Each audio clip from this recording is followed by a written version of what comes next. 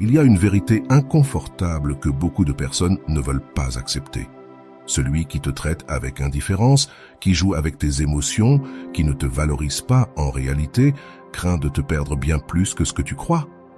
Mais le problème est que quand quelqu'un ne te valorise pas, c'est souvent parce qu'il sait qu'il t'a déjà assuré. Quand tu es toujours là, quand tu réponds toujours, quand tu justifies son indifférence, quand tu continues à investir ton temps et ton énergie dans quelqu'un qui ne te correspond pas, cette personne ne ressent pas la peur de te perdre. Mais voici le secret.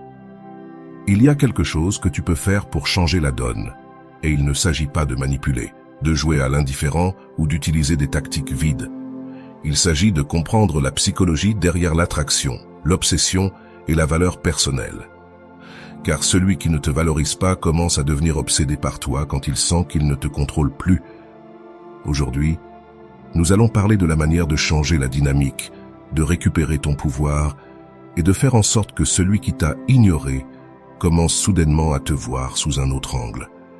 Et je veux que cela soit clair, ce n'est pas un contenu destiné uniquement aux hommes ou aux femmes. Peu importe qui tu es. Si, un jour, tu t'es senti dans une relation où tu ne recevais pas l'importance que tu méritais, alors cette vidéo est faite pour toi. Avant de continuer, je veux te proposer quelque chose. Si ce contenu te touche, laisse dans les commentaires la phrase suivante « Je ne poursuis pas ceux qui ne me valorisent pas ». Car ce que nous allons découvrir ici pourrait changer la manière dont tu te perçois et comment les autres te perçoivent. Maintenant, entrons dans le vif du sujet. Passons à la partie suivante où nous explorerons la psychologie derrière le détachement, le renforcement intermittent et l'attraction réelle. Si tu as déjà eu l'impression que quelqu'un ne te valorise pas, mais qu'au moment où tu t'éloignes, cette personne semble devenir obsédée par toi, ce n'est pas une coïncidence. Il y a un principe psychologique derrière cela. La peur de la perte est plus puissante que le besoin de gagner. Daniel Kahneman, psychologue et prix Nobel, l'a appelé l'aversion à la perte. En général, les gens ressentent plus de douleur à perdre quelque chose que de plaisir à l'obtenir. Qu'est-ce que cela signifie? Tant que cette personne pense te posséder, elle ne fera aucun effort pour te garder. Mais au moment où elle perçoit qu'elle pourrait te perdre, son cerveau active une réponse d'urgence. Et c'est là que le renforcement intermittent entre en jeu, un concept étudié en psychologie comportementale. Carl Jung disait que les personnes valorisent ce qu'elles sentent pouvoir perdre. Et Freud parlait de la façon dont le désir humain s'intensifie quand il y a de l'incertitude. Si tu es toujours disponible, toujours accessible, si tu ne t'éloignes jamais de l'équation, cette personne s'habitue à ta présence et te prend pour acquis. C'est pourquoi, quand tu t'éloignes, son esprit commence à se poser des questions. Pourquoi tu n'es plus là? Pourquoi tu ne me cherches plus? Est-ce qu'il ou elle a trouvé mieux? Et alors, ce qui semblait indifférent devient une nécessité. Mais voici le problème. Beaucoup de personnes essaient d'appliquer ce principe de manière erronée. Elles s'éloignent pendant quelques jours, espérant que l'autre réagira. Mais au fond, elles sont obsédées par le besoin d'obtenir une réponse. Le véritable détachement n'est pas de feindre l'indifférence. Le véritable détachement consiste à ne plus avoir besoin que l'autre réagisse. Carl Rogers disait qu'une personne émotionnellement saine ne cherche pas d'approbation extérieure, car elle s'éprouve elle-même. Si quelqu'un t'a traité avec indifférence, si cette personne ne t'a pas valorisé, tu as deux options. Soit tu continues dans le même cycle, en essayant de la faire changer, soit tu deviens quelqu'un qui sait qu'il n'a pas besoin de quémander pour être vu. Lorsque tu choisis la seconde option, quelque chose change dans la dynamique, car tu n'agis plus par besoin, mais par amour-propre. Walter Rizzo dit dans son livre que l'amour véritable ne doit pas être perçu comme une lutte constante pour la validation. Avant d'aller loin, je te serais reconnaissant si tu mets un j'aime à la vidéo, cela m'aiderait à continuer de diffuser cette philosophie. Si tu n'es pas encore abonné, je te recommande de t'abonner et d'activer la cloche pour ne manquer aucune vidéo. Quand quelqu'un sent qu'il te possède, son cerveau ne voit pas la nécessité de faire des efforts. Mais au moment où il perçoit qu'il pourrait te perdre, sa perception change. C'est pourquoi le détachement véritable est l'outil le plus puissant pour attirer respect et valeur. Car lorsque quelqu'un ressent que tu n'es pas facile à remplacer, il commence à te voir sous un autre jour. Et c'est là que je veux que tu te poses une question. Si aujourd'hui je cessais de chercher cette personne, viendrait-elle me chercher? Si la réponse est non, alors cette personne ne t'a jamais vraiment valu. Et si la réponse est oui, cela signifie que tu n'aurais jamais dû poursuivre quelqu'un qui ne répond que lorsque cette personne pense te perdre. Carl Jung disait « Ce que tu résistes persiste, ce que tu acceptes te libère ». Si quelqu'un ne t'a pas valorisé, ce n'est pas à toi de la convaincre. C'est à toi de montrer par des faits que ta valeur ne dépend pas de son approbation. Si ce contenu résonne avec toi, je veux que tu laisses dans les commentaires. Je ne poursuis pas ceux qui ne me valorisent pas. Car lorsque tu adoptes cette mentalité, tu ne tombes plus dans des jeux émotionnels. Maintenant, passons à la partie suivante où nous ferons des exercices psychologiques pour que tu puisses appliquer ce principe dans ta vie réelle.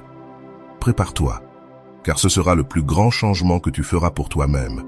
Jusqu'à présent, nous avons parlé de la psychologie derrière le détachement et comment la perception de la perte peut éveiller l'obsession de quelqu'un qui ne t'a pas valorisé quand tu étais présent. Mais comprendre cela en théorie n'est pas suffisant. Si tu veux vraiment changer la dynamique de tes relations, tu dois appliquer ces principes dans la réalité. Aujourd'hui, nous allons faire des exercices psychologiques basés sur la thérapie Gestalt, la logothérapie et les principes de Carl Rogers sur l'auto-validation. Prends une feuille et un stylo. Si tu te contentes de simplement écouter sans participer, rien ne changera.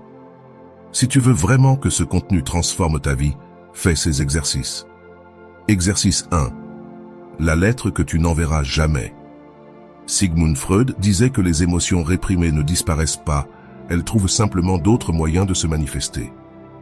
Si tu t'es senti ignoré, si quelqu'un ne t'a pas valorisé, il y a beaucoup de choses que tu n'as pas dites. Aujourd'hui, tu vas les écrire. Écris une lettre à cette personne, non pas pour l'envoyer, mais pour libérer tout ce que tu ressens. Dis-lui ce que tu aimerais vraiment lui dire. Exprime ta colère, ta déception, sans filtre. Lorsque tu auras terminé, lis-la à voix haute pour toi-même, puis déchire-la ou brûle-la. Cet acte symbolique envoie un message clair à ton esprit. Je lâche cette charge, parce que lâcher ne veut pas dire oublier, cela signifie arrêter de porter ce qui te fait mal. Exercice 2. Le mantra du détachement devant le miroir. Carl Rogers parlait du concept d'auto-concept positif, l'idée selon laquelle seulement lorsque nous nous validons nous-mêmes, nous cessons de chercher la validation des autres. Cet exercice est simple mais puissant. Mets-toi devant un miroir, regarde-toi dans les yeux et répète à voix haute « Je ne poursuis pas ceux qui ne me valorisent pas ». Au début, cela peut sembler étrange, mais répète-le car chaque fois que tu le dis, ton esprit l'enregistre comme une nouvelle croyance. Fais-le tous les jours pendant une semaine, et tu verras comment ta perception de toi-même change. Exercice 3. La liste des non négociables. Walter Rizzo dit que l'amour ne doit pas exiger que tu sacrifies ta dignité. Si tu n'as pas clairement défini tes limites, les autres les franchiront sans que tu t'en rendes compte. Fais une liste de tes non négociables dans une relation. Quelles choses tu ne toléreras plus jamais?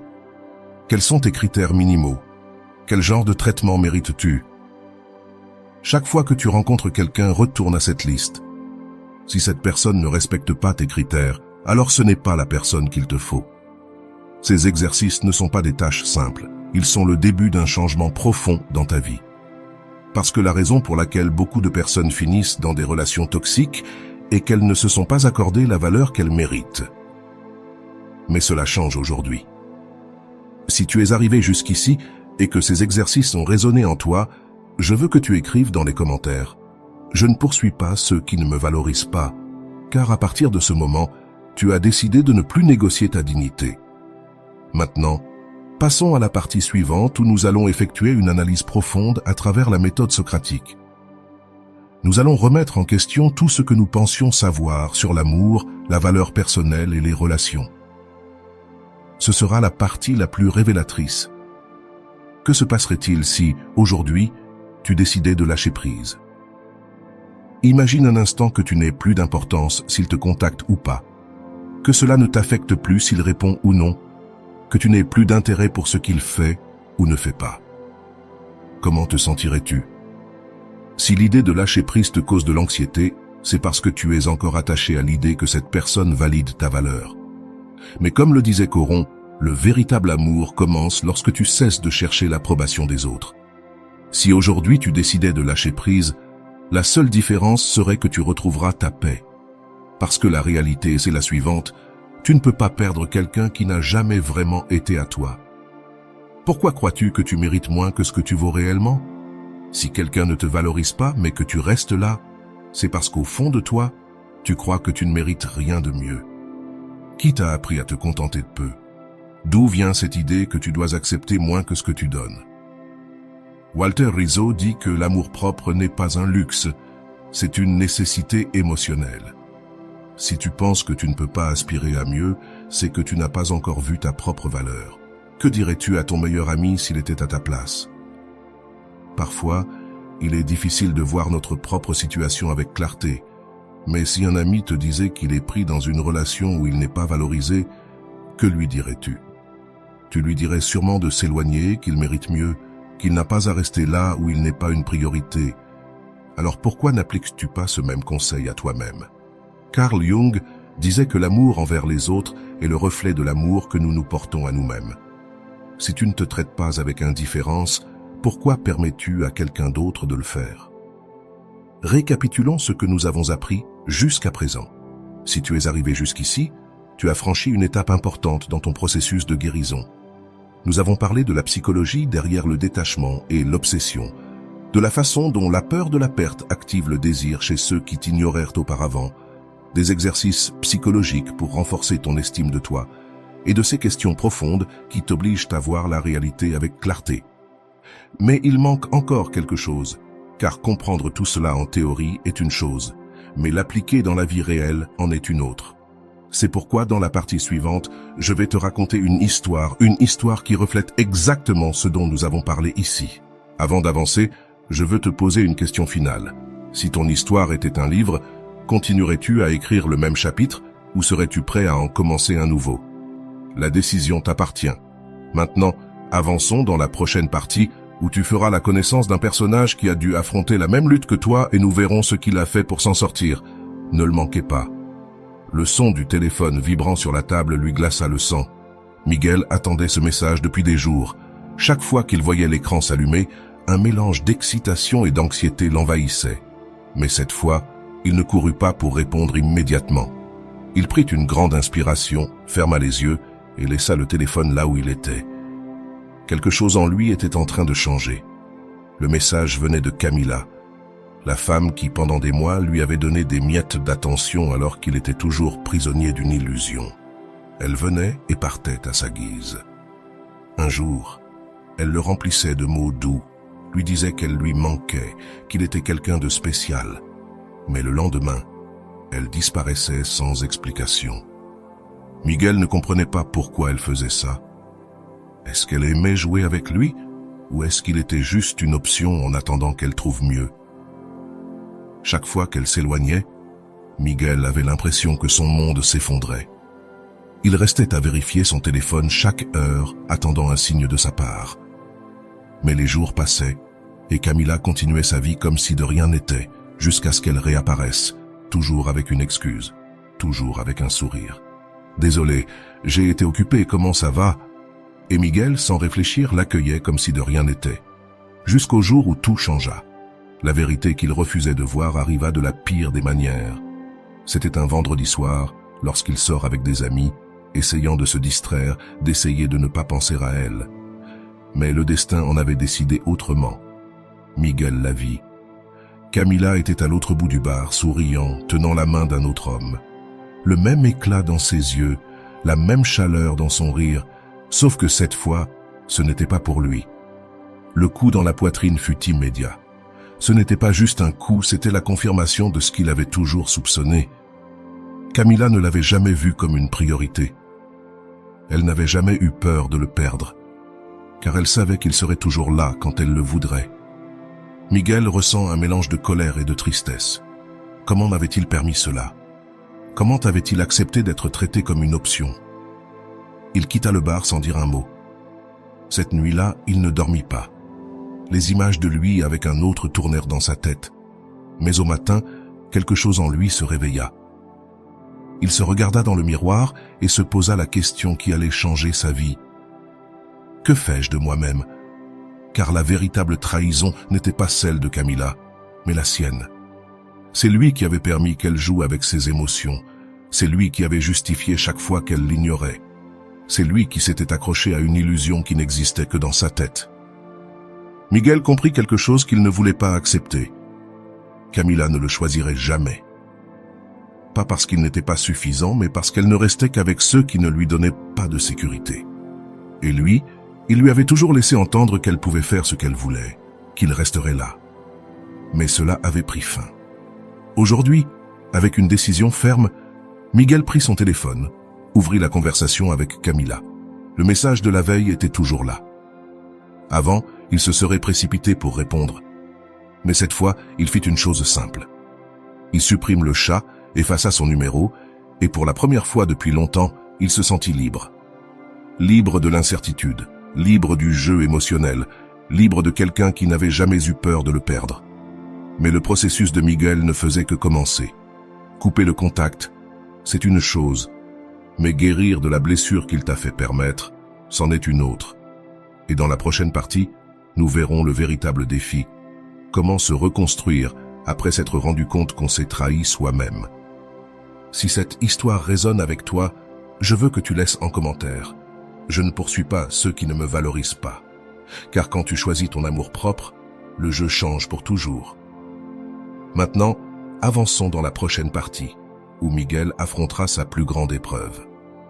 L'aube apporta une étrange sensation de vide. Ce n'était ni de la tristesse, ni du soulagement.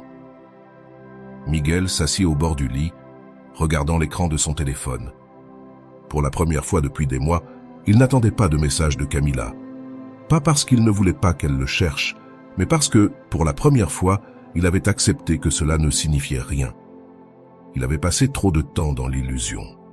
Trop de temps à attendre quelque chose qui ne viendrait jamais. Mais maintenant, il devait faire face à quelque chose de plus difficile que de perdre Camila. Faire face à lui-même. Comment en était-il arrivé là? Comment avait-il permis à quelqu'un qui ne l'utilisait que quand elle en avait envie de le rendre dépendant? Cette question le tourmenta toute la matinée, et les réponses vinrent comme des éclairs. Il se souvint de son enfance, des fois où il avait dû faire des efforts pour recevoir de l'attention, des fois où il avait ressenti qu'il devait faire quelque chose d'extraordinaire pour être vu. Et il se rendit compte de quelque chose de perturbant. Camila n'était pas le problème. Elle n'était qu'un reflet de quelque chose qui avait toujours été en lui. La peur de ne pas être suffisant. Carl Jung disait qu'avant que l'inconscient ne devienne conscient, il dirigera ta vie et tu l'appelleras destin. Miguel avait cru que son histoire avec Camila était spéciale, mais en réalité, il répétait un schéma qui lui avait fait croire qu'il devait mériter l'amour. Mais l'amour ne se mérite pas. L'amour se donne librement, ou ce n'est tout simplement pas de l'amour. Le choc de la réalité fut si fort qu'il eut des nausées. Il voulut prendre le téléphone, lui écrire, lui demander ce que tout cela signifiait, mais il s'arrêta. Pourquoi faire? Pour recevoir une autre excuse, pour lui donner à nouveau le pouvoir de décider quand il pouvait trouver la paix et quand il devait souffrir. Je savais que je n'allais pas tomber dans le piège, mais le dire était facile. Ce qui était difficile, c'était de supporter l'abstinence émotionnelle. Parce que son corps attendait encore la validation, son esprit cherchait encore des raisons pour justifier Camila. Mais le cœur était fatigué. Alors, il fit ce qu'il n'avait jamais fait auparavant. Il enfila ses baskets et partit courir. L'air frais, le bruit de ses pas frappant le pavé, chaque respiration profonde était un rappel qu'il était toujours là, que sa vie ne tournait pas autour d'elle, qu'il pouvait retrouver son équilibre s'il choisissait de le faire. Cette course était plus qu'un simple exercice, c'était un symbole, le premier pas vers quelque chose de différent, vers une vie où il n'avait pas à attendre que quelqu'un le remarque. Carl Rogers disait que lorsque tu acceptes qui tu es, sans avoir besoin de validation extérieure, tu cesses de poursuivre l'amour et tu commences à l'attirer. Miguel ne comprenait pas encore totalement, mais il sentait que quelque chose en lui était en train de se réécrire. Cette nuit-là, il dormit sans anxiété, non pas parce qu'il était complètement guéri, mais parce que pour la première fois depuis longtemps, il savait qu'il était sur la bonne voie. Mais le véritable défi restait à venir, car guérir, ce n'est pas seulement s'éloigner de ce qui te fait du mal, c'est faire face à ce qui, à l'intérieur de toi, a permis que cela se produise. Et dans la partie suivante, nous verrons comment Miguel affronte son plus grand combat, Cessez de chercher Camila, même dans ses pensées. Si cette histoire t'a touché, laisse un commentaire disant « Je ne poursuis pas ceux qui ne m'apprécient pas », parce que c'est là que le véritable changement commence. Passons à la partie suivante, où Miguel découvrira ce que cela signifie réellement être libre. Le premier jour sans Camila, c'était un mélange de sensations. D'un côté, il ressentait une étrange paix, mais de l'autre, son esprit continuait de chercher des réponses. Il se demandait encore si elle remarquerait son absence, si elle réaliserait un jour ce qu'elle avait perdu. Mais chaque fois que cette pensée arrivait, Miguel l'affrontait avec une vérité douloureuse. Camila n'avait jamais rien perdu, car pour perdre quelque chose, il faut d'abord l'avoir valorisée, et elle ne l'avait jamais fait. Cette vérité faisait plus mal que tout, car pendant longtemps, il avait cru qu'il avait une place dans sa vie. Mais en réalité, il n'était qu'une option parmi d'autres. Walter Rizzo disait que la pire forme d'auto-illusion est de croire qu'on est spécial pour quelqu'un qui nous traite comme si on était remplaçable. Et c'était exactement ce que Miguel avait vécu. Pour la première fois, il se permit de ressentir la colère, parce qu'avant, il trouvait toujours des excuses pour elle. Il justifiait son indifférence. Mais maintenant, il comprenait qu'il ne s'agissait pas d'un malentendu, il s'agissait du fait qu'il n'avait jamais été sa priorité. Et cette pensée, loin de le rendre faible, le renforça. Parce que si Camila ne l'avait pas valorisé, alors la perte n'était pas la sienne. La perte était la sienne, à elle, mais ce n'était plus à lui de la réparer. Le soleil passait par la fenêtre de sa chambre lorsqu'il prit une décision. Il n'allait plus attendre. Il n'allait plus vérifier son téléphone toutes les 10 minutes. Il n'allait plus se demander si elle allait le chercher ou pas. Carl Jung disait que lâcher prise n'est pas un acte de faiblesse, mais le plus grand acte de pouvoir, et Miguel voulait récupérer son pouvoir. Alors, au lieu de rester à la maison à attendre, il sortit. Il alla à la salle de sport, retrouva des amis qu'il n'avait pas vus depuis des mois, rit sans se soucier de savoir si elle lui écrivait ou non. Et un moment, il se rendit compte de quelque chose qui le surprit. Des heures étaient passées sans qu'il pense à elle, pas parce qu'il l'avait oubliée, mais parce que sa vie commençait à s'étendre au-delà d'elle. Cette nuit-là, avant de dormir, il vérifia son téléphone une dernière fois. Il n'y avait toujours pas de message de Camila, mais cette fois, il ne ressentit pas d'anxiété. Il ressentit de la liberté. Parce que son bonheur ne dépendait plus de savoir si elle réalisait ou non ce qu'elle avait perdu. Ce n'était pas son combat. Son combat, c'était de se reconstruire lui-même. Et dans la partie suivante, nous verrons comment Miguel découvre le véritable sens de s'aimer soi-même. Si cette histoire a résonné en toi, laisse un commentaire disant « Je ne poursuis pas ceux qui ne m'apprécient pas ». Car lorsque tu choisis de prioriser, tout change.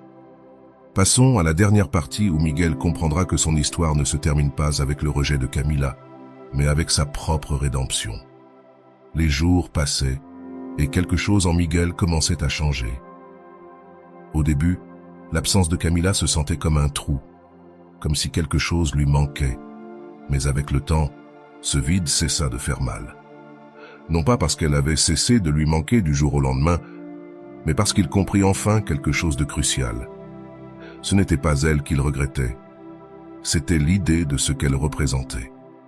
C'était le désir d'être choisi, l'obsession d'être important pour quelqu'un qui ne l'avait jamais vu comme une priorité. Et une fois qu'il comprit cela, son attachement s'affaiblit. Parce que la vérité était simple, il n'avait pas besoin de Camila. Ce qu'il avait besoin, c'était de guérir la partie de lui qui avait cru qu'il devait prouver sa valeur pour être aimé. Carl Rogers disait que l'acceptation de soi est le premier pas vers la véritable liberté émotionnelle.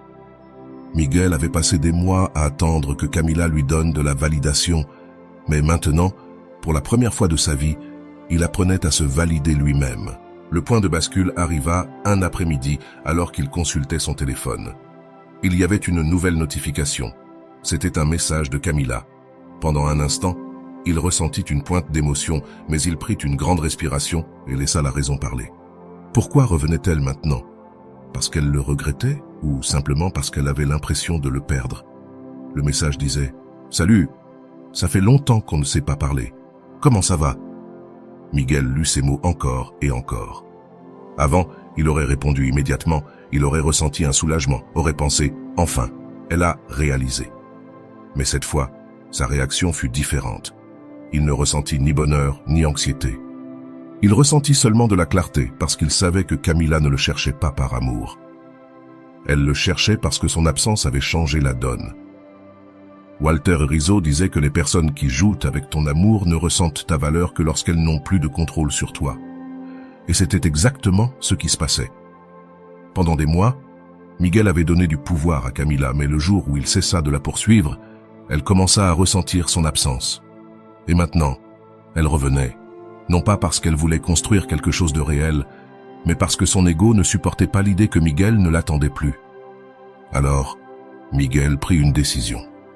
Il n'allait pas répondre, pas parce qu'il voulait lui faire la même chose qu'elle lui avait fait, mais parce qu'il n'avait plus aucun intérêt à retourner dans un cycle qu'il avait mis tant de temps à briser. Ce message était une épreuve que le détachement fonctionne. Qu'en te donnant de la valeur à toi-même, les autres le remarquent. Mais le plus important n'était pas que Camilla ressente son absence. Le plus important était que Miguel n'avait plus besoin de revenir. Cette nuit-là, il dormit paisiblement, non pas parce qu'il avait gagné à un jeu, mais parce qu'il avait enfin gagné sa liberté. Et à ce moment-là, il comprit quelque chose qui changea sa vie. L'amour réel ne te fait jamais douter de ta valeur. L'histoire de Miguel n'est pas juste une histoire, c'est un reflet de ce que beaucoup de gens ont vécu dans leur propre peau. Parce que combien de fois avons-nous poursuivi quelqu'un qui ne nous apprécie pas? Combien de fois avons-nous confondu l'amour avec le besoin? Depuis le début, Miguel n'était pas amoureux de Camilla. Il était amoureux de l'idée d'être choisi. Le besoin de validation est l'un des pièges émotionnels les plus dangereux. Il nous fait croire que si nous devenons suffisants pour quelqu'un d'autre, alors nous aurons de la valeur. Mais l'amour ne devrait pas être une lutte. Carl Rogers disait que la relation saine est celle dans laquelle les deux personnes peuvent grandir sans peur. Mais Miguel n'a jamais grandi avec Camilla. Il est simplement devenu une version plus fragile de lui-même. Et c'est ce que le renforcement intermittent fait. Il te lie à une personne qui te donne juste assez pour que tu ne partes pas, mais jamais assez pour que tu te sentes en sécurité. Freud parlait de la façon dont l'être humain s'accroche à la souffrance quand il la confond avec l'amour. Miguel était tombé dans ce piège chaque fois que Camilla l'ignorait. Il ressentait de la douleur, mais chaque fois qu'elle revenait, il ressentait du soulagement. Et cette montagne russe émotionnelle est devenue une addiction, car le cerveau humain libère de la dopamine lorsqu'il sent qu'il a récupéré quelque chose qu'il croyait perdu, et c'est ce qui nous maintient liés, attendant, justifiant, pensant que peut-être, si nous agissons différemment, l'autre personne finira par nous choisir. Mais cela ne se produit jamais, car une personne qui joue avec l'amour ne suit jamais les règles du jeu, à moins que tu ne changes la façon dont tu joues, et c'est ce que Miguel a fait. Voici la première grande leçon de son histoire. L'amour véritable n'a pas besoin d'être poursuivi. Si tu dois convaincre quelqu'un de te valoriser, tu as déjà perdu. Si une personne te veut vraiment dans sa vie, elle te le fera savoir. Et si quelqu'un te traite comme une option, c'est qu'il n'a jamais eu peur de te perdre. Voici la deuxième grande leçon. Le détachement est la clé pour récupérer ton pouvoir. Lorsque Miguel a cessé d'attendre, quand il a cessé de supplier, quand il a cessé d'être disponible, Camilla a ressenti son absence. Carl Jung disait que les gens valorisent ce qu'ils pensent pouvoir perdre. Et c'est ce qui s'est passé. Mais voici la partie la plus importante. Miguel n'a pas cessé de poursuivre Camilla pour qu'elle réagisse. Il l'a fait parce que son amour-propre valait plus que son besoin d'être choisi. Et c'est ça le vrai détachement. Voici la troisième grande leçon. Le pouvoir de ton absence est plus fort que le besoin de ta présence. Le jour où Miguel a cessé d'être disponible, elle est revenue. Mais à ce moment-là, il était déjà trop tard, car il ne la souhaitait plus. Walter Rizzo dit que l'amour-propre n'est pas de la vengeance, c'est de la justice émotionnelle. Miguel n'a pas ignoré Camilla par rancune, il l'a ignorée parce que sa dignité valait plus qu'un message de dernière minute. Et voici la quatrième leçon. La seule validation qui compte vraiment est celle que tu te donnes à toi-même. Quand Miguel a compris cela, son histoire a changé, et la tienne peut aussi changer. Voici maintenant la question finale pour toi. Es-tu prêt à te choisir toi-même? L'histoire de Miguel n'est pas seulement un exemple de détachement, mais aussi un reflet du processus thérapeutique que beaucoup de personnes doivent traverser pour récupérer leur dignité émotionnelle. Parce que sortir d'une relation toxique ne consiste pas simplement à s'éloigner physiquement. Il s'agit de briser les schémas émotionnels qui nous ont conduits à rester dans un premier temps. 1. Le syndrome de l'addiction émotionnelle. Freud parlait de la façon dont l'esprit humain a tendance à répéter des schémas émotionnels appris durant l'enfance. Si tu as grandi dans un environnement où l'amour était instable, où tu devais te battre pour être vu, alors il est probable qu'à l'âge adulte, tu cherches des relations qui reflètent cette même dynamique. Et c'est exactement ce qui est arrivé à Miguel. Camila n'était pas simplement une femme qui l'ignorait. Camila était le reflet de toutes les insécurités que Miguel traînait depuis son passé. Car lorsque nous ne guérissons pas nos blessures, nous les répétons encore et encore avec différentes personnes. Walter Rizzo dit dans « Aimer ou dépendre » que la tendance émotionnelle est une addiction déguisée en amour.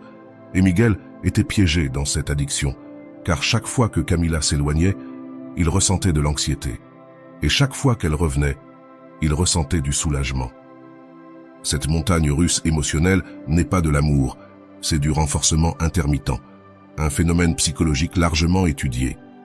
Le cerveau libère de la dopamine lorsqu'il sent qu'il a récupéré quelque chose qu'il croyait perdu, et c'est pour cela que les relations toxiques sont si difficiles à lâcher, non pas parce que la personne est spéciale, mais parce que notre cerveau s'est habitué à l'incertitude et la confond avec de la compassion. 2. L'illusion du « si j'attends encore un peu ». Carl Jung disait que tout ce que nous nions à l'intérieur de nous, tôt ou tard, se manifeste dans notre réalité.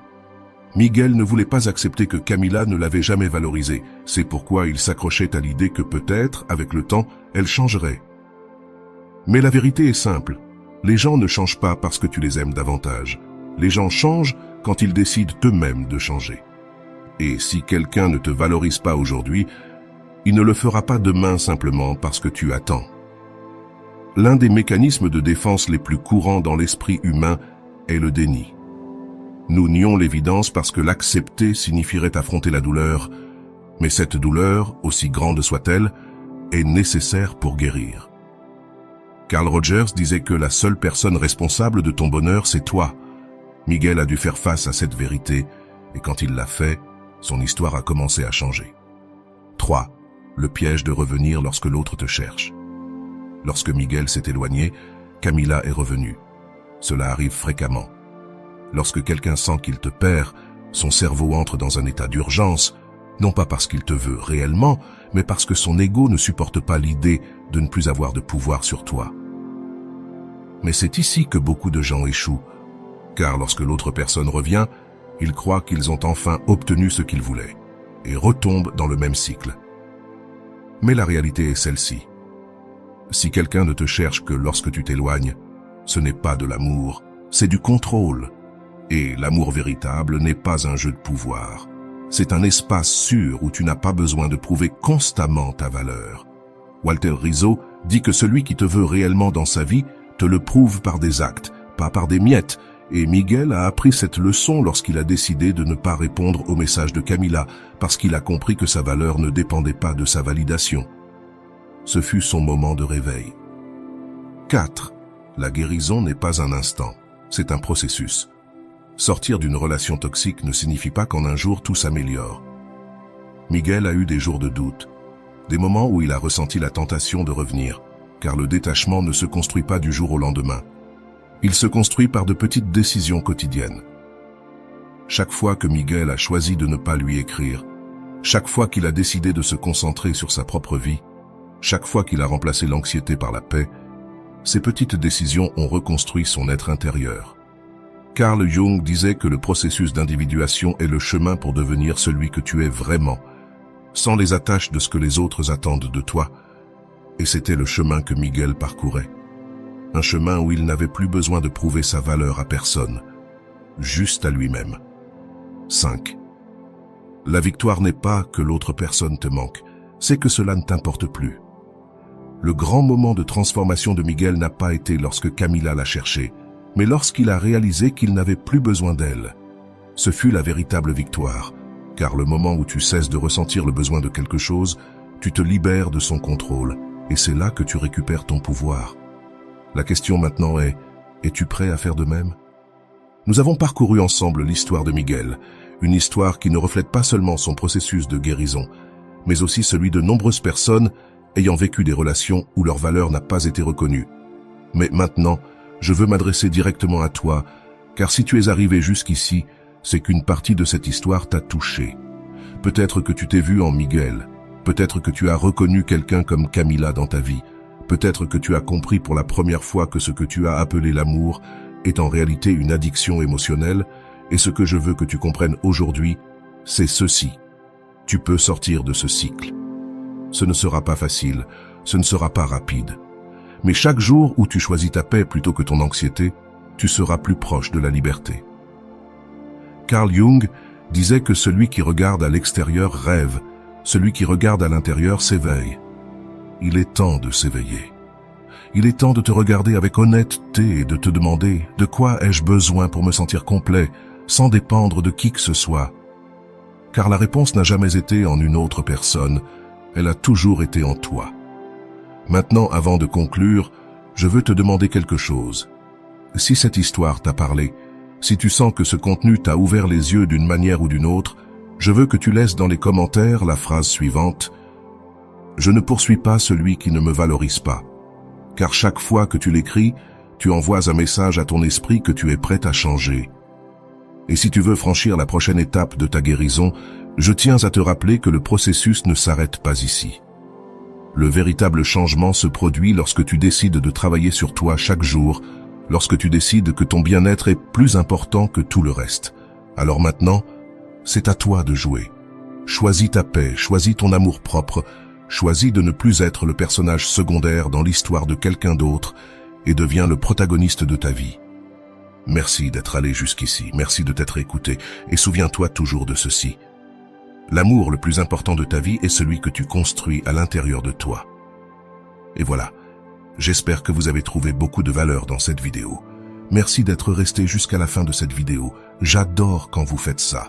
Si vous voulez une autre vidéo sur ce sujet, écrivez en commentaire, j'en veux encore plus. J'espère vous revoir dans une autre vidéo.